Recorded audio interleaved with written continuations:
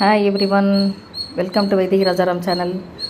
என்ன வெயில் கொளுத்துது இப்போது சென்னையில். உங்கள் ஊர்லேயும் அப்படி தான் இருக்கும், நீங்கள் சொல்கிறது காதில் விழுது.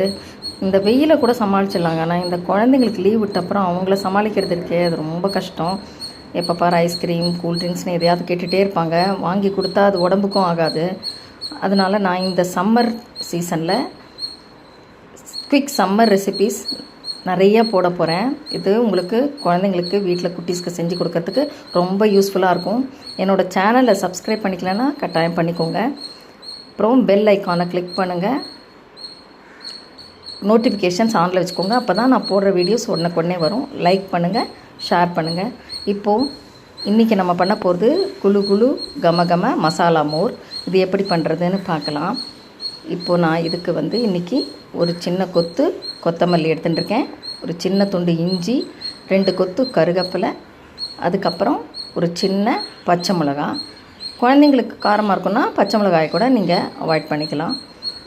அதுக்கப்புறம் இதுக்கு நான் ஃப்ரெஷ் தயிர் தான் எடுத்துட்டுருக்கேன். ரொம்ப புளிப்பு வாசனையோட புளிப்பு தயிர் இந்த ரெசிபிக்கு எனக்கு அவ்வளோவா பிடிக்காது. குழந்தைங்களும் அதை விரும்ப மாட்டாங்க. அதனால் நீங்கள் ஃப்ரெஷ் தயிரே இந்த மாதிரி திக்காக எடுத்துக்கோங்க. அதுக்கப்புறம் ஒரு 1/2 டீஸ்பூன் உப்பு எடுத்துக்கணும். அதுக்கப்புறம் ஒரு 1/2 டீஸ்பூன் பெருங்காயத்தூள். அப்புறம் ஒரு கிளாஸ் சில்லுன்னு, உங்களுக்கு ஃப்ரிட்ஜிலேருந்து சில் வாட்டர் எடுத்துக்கலாம், இல்லைனா நார்மல் வாட்டர் ஒத்துக்காதுன்னா நார்மல் வாட்டர் எடுத்துக்கோங்க. இப்போ முதல்ல ஒரு மிக்ஸி ஜாரில் கொத்தமல்லியை போட்டுக்கணும். அப்புறம் கருவேப்பிலை போடுறேன். அதுக்கப்புறம் ஒரு சின்ன துண்டு இஞ்சி எடுத்து வச்சேன் இல்லையா, அதை போட்டுட்டு அதுக்கப்புறமா இந்த பச்சை மிளகா, ஒரு சின்ன பச்சை மிளகா, இது ஆப்ஷனல் தான், உங்களுக்கு வேண்டாம்னா அவாய்ட் பண்ணிக்கோங்க. அதுக்கப்புறமா நான் எடுத்து வச்சேன் இல்லையா உப்பு, அதையும் இப்போயே போட்டுடுறேன். பெருங்காயத்தை இப்போ நீங்கள் இதில் போட வேணாம், ஏன்னா ஜாரில் ஒட்டிக்கும், அது அப்புறமா போட்டுக்கலாம். இப்போ இதை குறகுறப்பாக அரைச்சிட்டு இதில் அந்த தயிரை போட்டு ஒரு தடவை நீங்கள் பீட்டரில் பீட் பண்ணிக்கோங்க.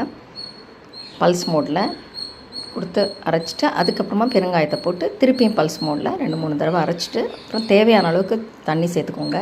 சேர்த்து இந்த கிளாஸில் சேர்த்துற வேண்டியதான்.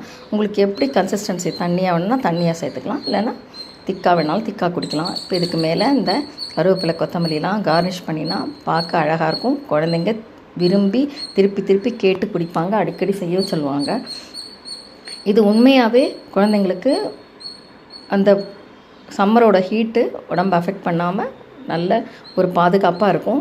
அதோடு இல்லாமல் டயபெட்டிக் பேஷண்ட்ஸ் எல்லாம் ரொம்ப சீக்கிரம் டயர்டாகிடுவாங்க இந்த வெயிலில். இந்த மாதிரி மசாலா மோர் செஞ்சு கொடுக்கும்போது அவங்களுக்கு உடம்புக்கு ரொம்ப நல்லது, எல்லாருக்குமே டைஜஷனுக்கும் நல்லது. இதை கட்டாயம் எல்லோரும் ட்ரை பண்ணுங்க. இந்த ரெசிபி உங்களுக்கு பிடிச்சிருந்தா லைக் பண்ணுங்க, ஷேர் பண்ணுங்கள், சப்ஸ்கிரைப் பண்ணுங்கள்.